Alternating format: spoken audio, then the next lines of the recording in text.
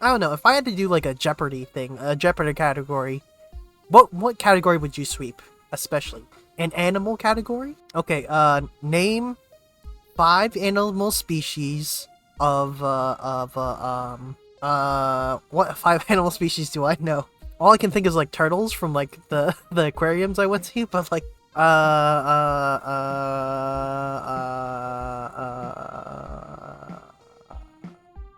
you know, name 5 animals that live in the ocean. Go.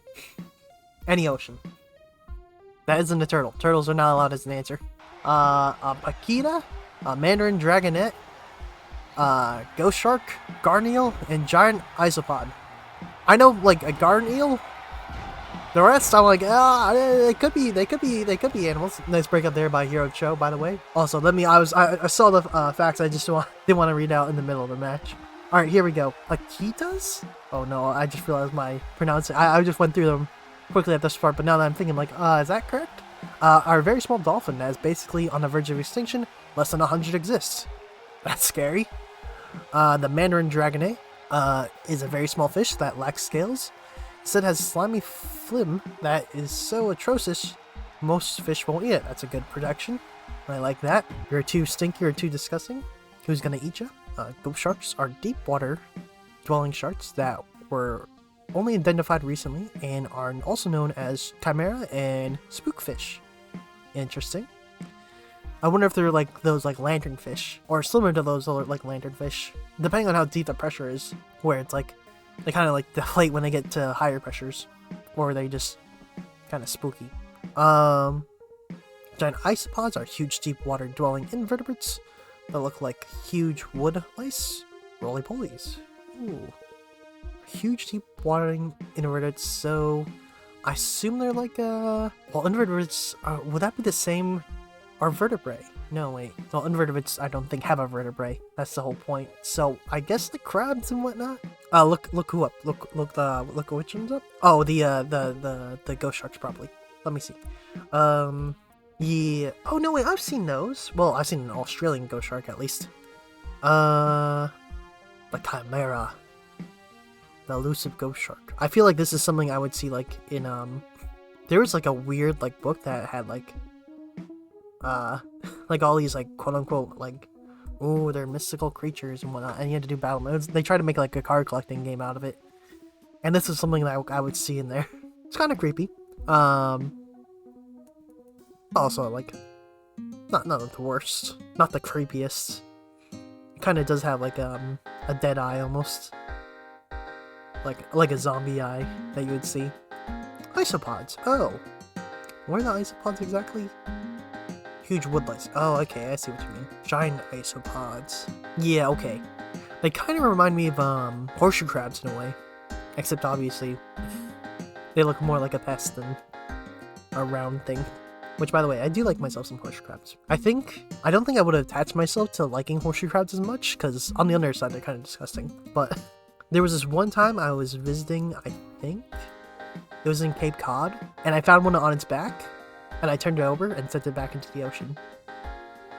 Saved a horseshoe crab life. You're welcome. Yeah. I was surprised at that time, because at that point I really hate, like, not the only reason why I don't do needles, but I really hated as a kid sharp, like, pointy objects. Was not a fan of knives, was not a fan of like thumbtacks and whatnot. And you would think, because I've seen it a couple of times in aquariums before, I'm like, there's just a giant pointy thing on its back. Also pointy things on its sides. Also the whole shell is like pointy.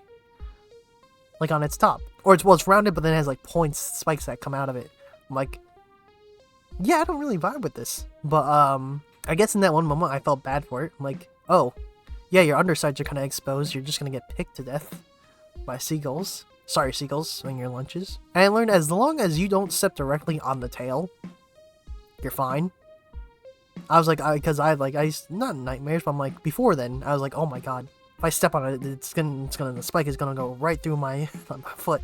It's horrible. That never happened. I don't think that's probably ever happened to most people. The tail is actually because of how sand works, I think. I remember like looking this up a little bit. not sure how factually correct it is, but the tail is actually used for being flipped over. Like, let's say if it gets flipped over in the ocean, I think they can actually use the tail to flip themselves back over. But it's obviously sand, and sand isn't really great for, you know, have you ever seen, like, cars get trapped in sand or anything like that?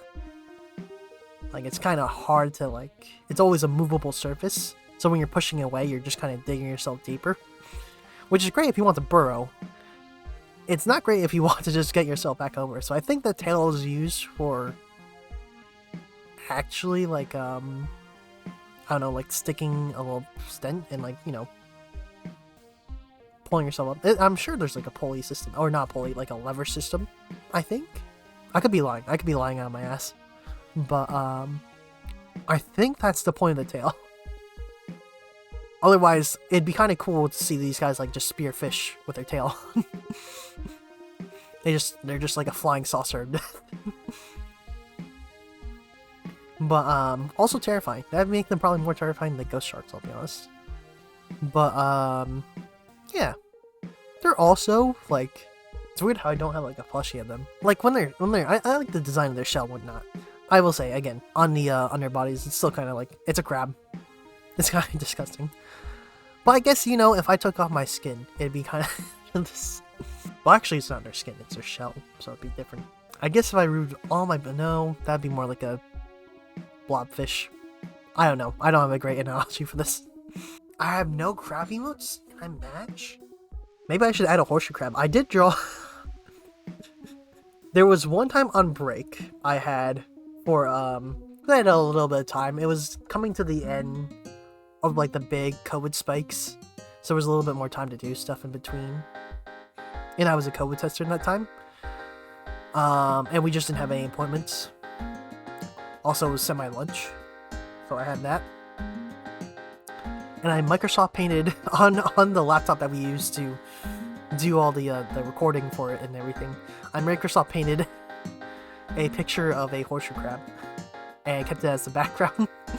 You're welcome, CBS. I did.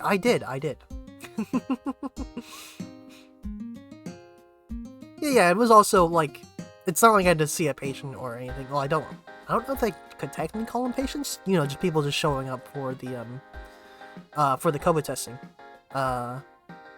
Luckily not anyone would see it, but it was just something fun to draw. Till the time in the meantime.